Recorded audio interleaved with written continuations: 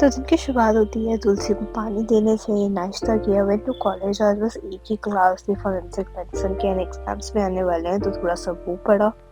We had a PPT presentation. Hey उसके guys, so बाद this is my hostel room.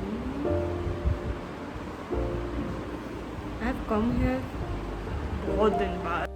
सोचा कि exams आ ही रहे हैं तो ये पार्क उठाई अपनी अलमीरा में से, और भी बहुत सारा सामान उठाया अपनी अलमीरा में से। मेरा बैग की हालत बहुत ज़्यादा बुरी थी, कंधे टूट रहे थे literally. And then I search some exercise, थोड़ी सी एक्सरसाइज की, मेडिसिन ली, चाय पी, भुजिया खाई, एंड उसके थोड़ी सी पढ़ाई करने के बाद I had a workshop to attend at skin test. So basically cataract की वर्कशॉप थी। We got to do the hands on cataract. If you don't know, इस सफ़ेद होती है जिसकी काफ़ी कॉमनली सर्जरीज होती हैं। उसका बहुत तेज भूख लग रही थी। मेरा फ्रेंड कुछ खाने के लिए घर से लाया था, वो खाया, and then we ordered Chinese of course, and that was about it. Thanks for watching.